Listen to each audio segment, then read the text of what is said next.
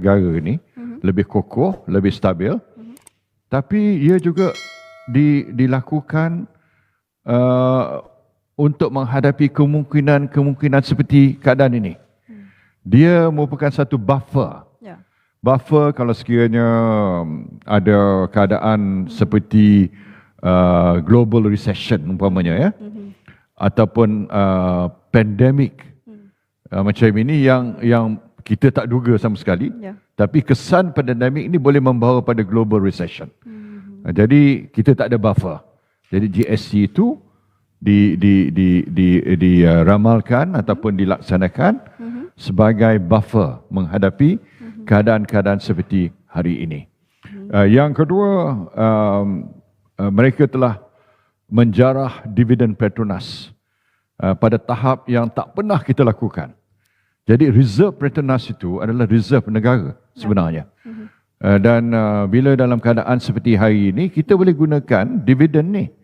Dan seperti mana saya sebut dalam ucapan saya dalam Dewan baru-baru ini, saya kata Menteri Kewangan kalau tak hari ini sepatutnya ada tambahan sebanyak 54 bilion lagi duit Petronas yang boleh digunakan waktu ini, waktu COVID ini. Tapi tak, sebab tak boleh sebab telah dibelanjakan lebih awal lagi. Dan yang ketiga, kerana hutang negara meningkat begitu mendadak waktu kerajaan PH sebanyak 140 bilion dalam masa 22 bulan sahaja. Jadi ini menyebabkan kekangan kepada Menteri Kewangan untuk membentangkan bajet dalam keadaan yang cukup mencabar ini. Datuk Seri ada menyebut mengenai tambahan, sepatutnya ada tambahan. Kalau bolehlah saya tanyakan, menerusi ucapan daripada Ahli Parlimen Langkawi, Tuan Dr. Mahathir Mohamad mempersoalkan dari mana sebenarnya datangnya duit Perikatan Nasional ini untuk membentangkan belanjawan 2021 ini. Tadi Datuk Seri kata sepatutnya ada tambahan lagi. Tetapi pada ketika ini dengan hutang yang dah menambah dan sebagainya, boleh Datuk Seri komen sedikit? Hutang ni terpaksa kita, kerajaan hari ini terus membuat pinjaman dari pasaran domestik. Saya harap hampir semualah dapat digunakan, dapat dipinjam melalui pasaran domestik seperti EPF, KWSP dan KUAP dan sebagainya. Sebab dengan tambahan pinjaman yang telah dilakukan zaman PH dahulu, kita sudah pun menghampiri 1 trilion pinjaman. Dan sebagai peratus pada KDNK, saya jangkakan dia akan melepasi bumbung 60% dalam sedikit masa lagi. Jadi inilah kesan daripada 3 perkara yang saya sebut tadi yang dilakukan oleh kerajaan dahulu. Baik Datuk Seri, sebelum kita teruskan kepada pelayar, sekiranya anda mempunyai sebarang soalan dan pandangan, boleh ajukan di ruangan komen. Kita akan tanyakan kepada Datuk Seri Najib. Tetapi saya pasti sebenarnya Datuk Seri ramai nak bertanya pandangan ataupun menggesa Datuk Seri menyatakan mengenai EPF. Kita tahu apa yang Datuk Seri katakan, 10 perkara itu salah satu, EPF itu dah terlaksana. Tetapi mengikut apa yang dikatakan oleh kumpulan simpanan wang pekerja ini, dengan syarat-syarat dan begitu ketat juga, pemuda UMNO juga menggesa agar jangan ada terlalu ketat, kerana bukan sahaja mereka yang terkesan pada zaman pandemik ini, tetapi sebelum itu sebenarnya agak suffer. Pandangan Datuk Seri mengenai perkara ini? Ya, kalau kita lihat apa yang sepatutnya diberi keutamaan sekarang hari ini, keutamaannya mestilah sebagai sebuah kerajaan kita memastikan bahawa kebajikan rakyat dan kelangsungan hidup rakyat itu terjamin. Rakyat dalam keadaan kesengsaraan, rakyat dalam keadaan kesempitan hidup, rakyat dalam keadaan di mana menerima pelbagai tekanan hidup, tekanan kewangan yang sangat berat. Jadi masa sekaranglah kita patut membantu rakyat. Saya tidak setuju sama sekali dengan pandangan yang diberikan oleh Ketua Eksekutif KWSP. Dia kata kalau kita membenarkan duit dikeluarkan sebanyak 10,000 daripada akaun pertama akan menyebabkan peluang pelaburan KWSP terjejas. Pada saya, soal pokoknya bukan soal pelaburan. Ini keadaan darurat. Ini keadaan yang amat kritikal. Ini kerana soal hidup mati rakyat. Jadi soal yang patut diutamakan bukan soal pelaburan. Yang patut diutamakan ialah kelangsungan hidup rakyat. Jadi pada saya, apa yang saya telah sarankan bukanlah boleh mendatangkan kemudaratan pada KWSP. Ada kaedahnya yang boleh dilakukan dan saya terangkan ucapan saya. Kaedah-kaedahnya. The how part memang boleh dilakukan. Dan saya tetap nak menyatakan bahawa perkara ini perlu dilakukan kerana inilah yang dikehendaki oleh rakyat. Ada orang ibaratkan ini macam orang tengah lemas, ya. Dia nak pelampung. Saya nak tambah lagi, bukan saja pelampung, tapi pelampung tu dia punya. Sebab rakyat nak keluarkan duit dia, kan? Duit dia. Bukan duit kerajaan, duit dia. Dan kita ada dua kebaikan, ya. Satu kebaikan, kita tolong rakyat, ya. Rakyat dapat bernapas sikit, ya. Yang kedua, kita dapat menentukan ada suntikan kewangan dalam sistem ekonomi negara. Jadi permintaan akan bertambah. Ekonomi akan berputar lebih rancak lagi. Jadi atas inilah saya melihat bahawa ini bukanlah satu tuntutan populis, ya. Ini bukan soal politik, ya. Ini soal kelangsungan hidup rakyat.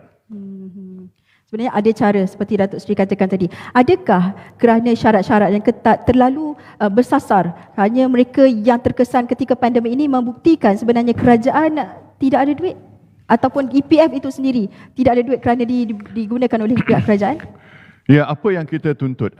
Modal aset KWSP mencecah 940 bilion. Ya?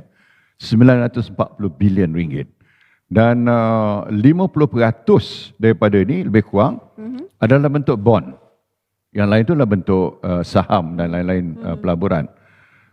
Apa yang saya dah buat andaian bahawa kalau dilaksanakan cadangan kita ini untuk membenarkan akaun pertama, pencara mengeluarkan pada jumlah 10,000 secara pukal, mungkin melibatkan tuntutan sebanyak lebih kurang 40 bilion, 30 hingga 40 bilion, ya. Ini boleh dilakukan, bukanlah maksud supaya KWSP menjual saham mereka, kan? Sebab dalam keadaan pasaran rendah ni, kita tak wajar menjual saham kita. Tapi bond ni, misalnya Bank Negara Malaysia boleh beli bond KWSP. Boleh simpan, boleh jual balik ataupun boleh jual pada pihak yang ketiga dan lain-lain lagi. Jadi ada kaedahnya. Dan ini saya ulang balik, tidak menjejaskan kepentingan KWSP. Okey, bermakna di sini apa yang dicadangkan oleh Datuk Seri menerusi posting-posting juga, menerusi ucapan Datuk Seri di Dewan Rakyat itu hanya CP-CP sahaja yang terkena. Adakah Datuk Seri berpuas hati setakat ini ataupun akan berjuang untuk memastikan rakyat Malaysia yang sedang suffer seperti Datuk Seri katakan tadi mendapat pembelaan? Saya tidak puas hati. Terus terang saya cakap. Tapi saya nak beri masa lagi, peluang pada kerajaan, pada Menteri Kewangan untuk melihat perkara ini. Saya rasa bahawa Menteri Kewangan faham tuntutan rakyat, tapi pengurusan KWSP ni agak masih nak mempertahankan kedudukan dia. Saya tak nak kata dia degil lah, tapi maknanya ini tuntutan rakyat dan kalau saya Menteri Kewangan, saya bagi kata dua lah. Arahan. Kalau tak buat arahan ni, dia kena berhenti. Jadi sebab ini soal rakyat. Dan ini bukanlah mendatangkan kemudaratan pada KWSP. Boleh dilakukan. Baik, kita kembali kepada belanjawan 2021 ini sebanyak 322.5 bilion peruntukan untuk belanjawan 2021 ini. Dan saya kembali kepada ucapan daripada Tun Dr. Mahathir yang beliau mengatakan bahawa ada projek-projek khas yang diberikan peruntukan, contohnya Kompleks Angkasa Puri diberikan peruntukan, dan juga seharusnya gaji-gaji menteri itu dipotong kerana memandangkan kabinet hari ini, Kabinet Perikatan Nasional ini terlalu besar, menteri dan timbalan menterinya itu harus dipotong. Pandangan Datuk Seri. Ya, saya lihat idea Dr. Mahathir ini tak berkesan sebenarnya. Ini cerita lama pasal nak potong gaji dan sebagainya. Yang sepatut kita lakukan ialah untuk merangsangkan lagi ekonomi kita. Sebab itulah saya mengaju dalam ucapan saya bahawa projek-projek besar ni yang produktif, ya, bukan tak produktif, yang produktif dilaksanakan, terutama sekali projek-projek yang tak gunakan secara langsung, secara serta-merta peruntukan kerajaan, tapi yang melibatkan vendor financing. Misalnya ada pinjaman daripada bank-bank import-export bank, Exim Bank antarabangsa katalah. Macam projek ECRL tu. Dia ada projek financing. Projek high speed rail umpamanya. Dia ada projek financing. Jadi projek-projek seperti ini patut disegerakan sebab dia akan memberi suntikan kepada ekonomi, dan saya katakan bahawa sebahagian daripada projek itu mestilah diberikan kepada kontraktor kelas F. Sebab mereka ni dalam keadaan tertekan sekarang ni. Tapi buat secara telus, ya, buat secara undian.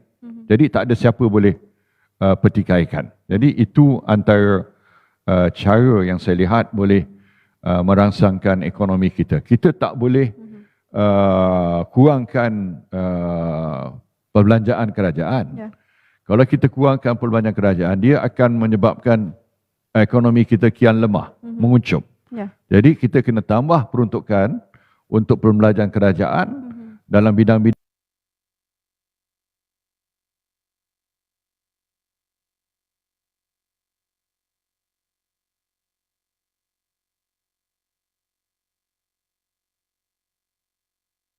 BRIM. Walaupun sekarang ini dah tukar nama, tapi BRIM itu bertujuan untuk menjadi pemangkin pada permintaan tempatan. Jadi bila rakyat ada permintaan, adalah kedai. Kedai akan maju. Adalah pasar malam akan maju. Dan sebagainya. Jadi dia jadi satu putaran dalam sistem ekonomi kita.